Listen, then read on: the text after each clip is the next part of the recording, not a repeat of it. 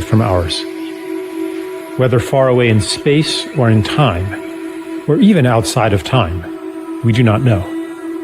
They lived in a state of enchantment and joy that few of us today dare to believe could exist, except in those exceptional peak experiences where we glimpse the true potential of life and mind.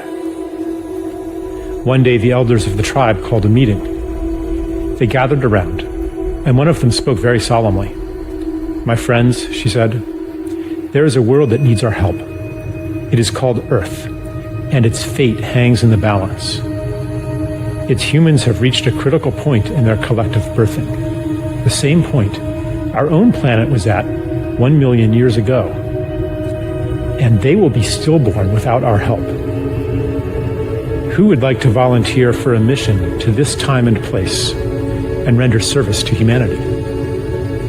"Tell us more about the mission," they asked. "It is no small thing. Our shaman will put you into a deep, deep trance, so complete that you will forget who you are. You will live a human life, and in the beginning, you will completely forget your origins. You will forget even our language and your own true name. You will be separated from the wonder and beauty of our world, and from the love that bathes us all. You will miss it deeply, yet you will be unable to name what you are missing. You will remember the love and beauty that we know to be normal only as a longing in your heart. Your memory will take the form of an intuitive knowledge as you plunge into the painfully marred earth that a more beautiful world is possible. As you grow up in that world, your knowledge will be under constant assault. You will be told in a million ways that a world of destruction, violence, drudgery, anxiety, and degradation is normal.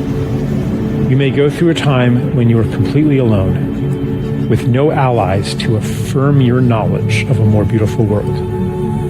You may plunge into a depth of despair that we, in our world of light, cannot imagine. But no matter what, a spark of knowledge will never leave you. A memory of your true origin will be encoded in your DNA. That spark will lie within you, inextinguishable, until one day it is awakened. You see, even though you will feel for a time utterly alone, you will not be alone. We will send you assistance, help that you will experience as miraculous, experiences that you will describe as transcendent. These will fan that spark into a flame. For a few moments or hours or days, you will reawaken to the beauty and the joy that is meant to be. You will see it on Earth. For even though the planet and its people are deeply wounded, there is beauty there still, projected from past and future onto the present as a promise of what is possible and a reminder of what is real. After that glimpse, the flame may die down into an ember again as the routines of normal life there swallow you up. But after each awakening, they will seem less normal, and the story of that world will seem less real. The ember will glow brighter. When enough embers do that, they will all burst into flame together and sustain each other. Because remember, you will not be there alone. As you begin to awaken to your mission, you will meet others of our tribe. You will recognize them by your common purpose, values, and intuitions, and by the similarity of the paths you have walked. As the condition of the planet Earth reaches crisis proportions, your paths will cross more and more. The time of loneliness, the time of thinking you might be crazy, will be over. You will find the people of your tribe all over the Earth and become aware of them through the long-distance communication technologies used on that planet. But the real shift, the real quickening, will happen in face-to-face gatherings in special places. When many of you gather together, you will launch a new stage on your journey, a journey that, I assure you, will end where it begins right now. Then, the mission that lay unconscious within you will flower into consciousness. Your intuitive rebellion against the world presented to you as normal will become an explicit quest to create a more beautiful one. A woman said, "Tell me more about the time of loneliness, that we might prepare for it." The elder said, "In the time of loneliness, you will always be seeking to reassure yourself that you are not crazy. You will do that by telling people all about what is wrong with the world, and you will feel a sense of betrayal when they don't listen to you. You might hunger for stories of wrongness, atrocity, and ecological destruction, all of which confirm the validity of your intuition that a more beautiful world exists. But after you have fully received the help we will send you, and the quickening of your gatherings, you will no longer need to do that, because you will know. Your energy will thereafter turn toward actively creating that more beautiful world." A tribeswoman asked, "How do you know this will work? Are you sure our shaman's powers are great enough to send us on such a journey?" The elder replied, "I know it will work because he has done it many times before.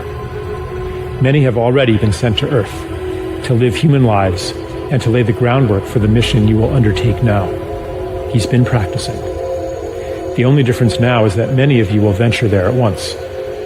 What is new in the time you will live in is that you will gather in critical mass and will each awaken the other to your mission.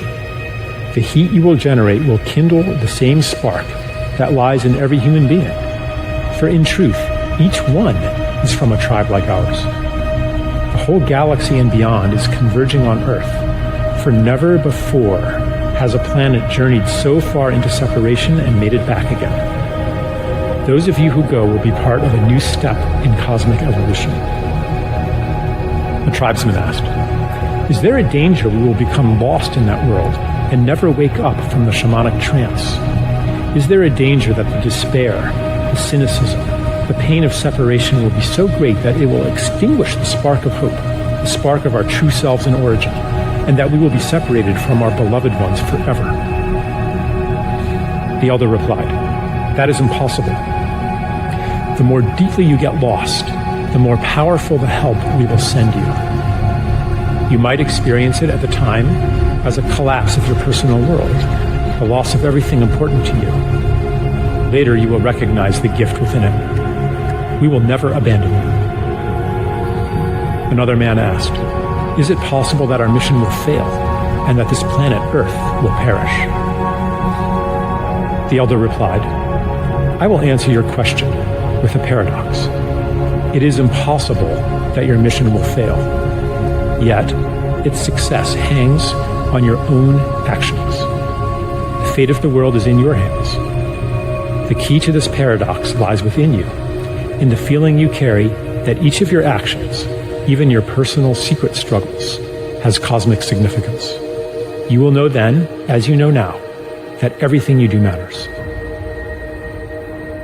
There were no more questions. The volunteers gathered in a circle, and the shaman went to each one. The last thing each was aware of was the shaman blowing smoke in his or her face. They entered a deep trance and dreamed themselves into the world where we find ourselves today.